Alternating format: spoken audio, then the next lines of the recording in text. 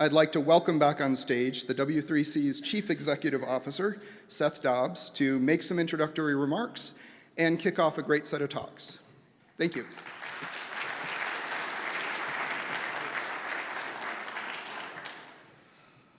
All right. Hello. Thank you, everybody. Before we get started, mostly my own curiosity. Quick show of hands. Who has been part of W3C for 25 years or longer?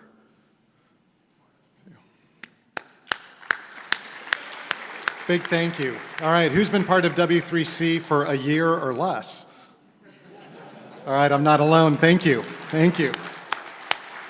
It's great to see, right? Just the just evolution of this organization. So thank you, all of you, whether you've been here for weeks, months, years, decades, from the very beginning. Just appreciate all of you being a part of this amazing project we call the web.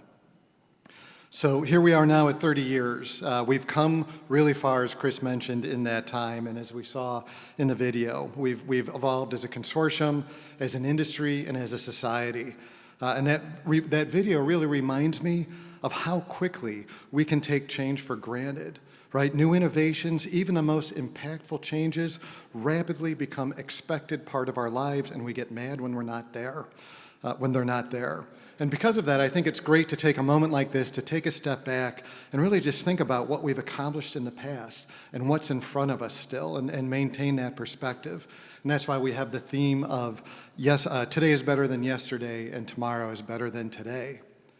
So thinking about today being better than yesterday, it's been a long time since I used the dial-up modem, but thanks to that video and whoever put that together for reminding us of the joy of that. I actually got my first dial-up experience working through college on a 1200 baud modem.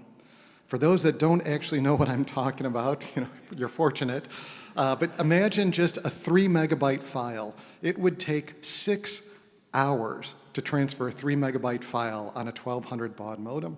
And I had a friend in college who had a 400 baud modem, which just gets to madness when you think about it. If you had wanted to transfer that same 3 megabyte file from here in Anaheim to someone in Tokyo, it would have been faster to save it on several floppy disks, put it on an airplane, and fly it there than to try to transfer it on a 400 baud modem. And of course, that file itself would have been 190 times larger than the extended memory I had on my first Sinclair computer. So things have really changed, and all of that is easily, and for the most part, I think rightfully, forgotten today. Because now look at what we can do. We can exchange information, images and movies, thoughts and ideas, money and services. We can interact with our government, we can interact with our friends, we can make new friends. All in the blink of an eye, and thanks in such large part to the work done through this consortium and all of you, its members and member organizations. But getting here, as Chris mentioned, wasn't easy. It didn't just happen overnight. It's been 30 years. And there's been a lot of challenges along the way, some that are technical, social, and so forth. And not the least of which was mentioned in the video, was the dot-com boom and bust. And I think about that a lot because, in fact, I think to date, the web has been one of the most overhyped technologies in my career. Because if you look at the impact, certainly financially hyped, if you look at the impact of the chart that I have up there, the US markets hit an incredible peak at 2000 and crashed, and it took more than 10 years for it to recover. So that was sort of the dot-com boom and bust, and yet here we are today, right? We've changed the world and we continue to. And that's why I believe that tomorrow really can continue to be better than today, in spite of any challenges in front of it, but it's not just a given.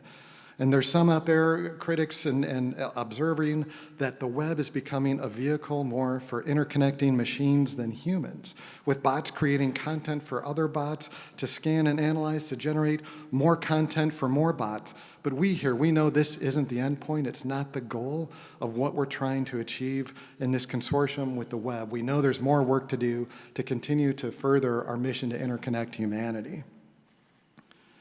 So as we look to making tomorrow better than today, I think a lot about our principle of a web for all.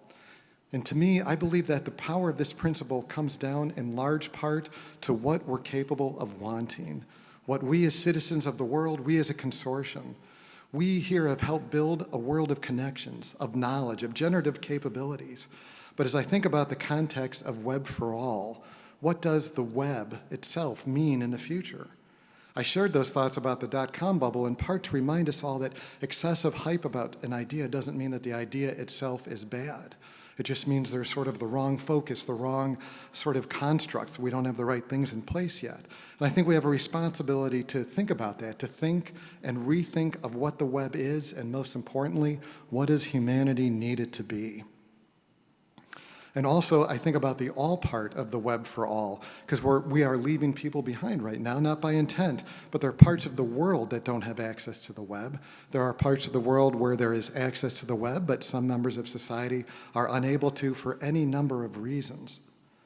So I ask you all, what more are we capable of wanting? What of enablement and empowerment through the web, of bringing humanity closer together, of analyzing who's being left behind with this progress that we've made, and how can we change that? I believe our brightest days are still yet ahead of us, and that the great public good of this project is still in full force. We're shifting gears into a new phase to become even more impactful. And I believe the world needs us to do this. We need it from all of us, from all of you. It's a privilege to be amongst so many that have created an incredible history, and I'm glad to have the chance to honor our community tonight for all that you've done.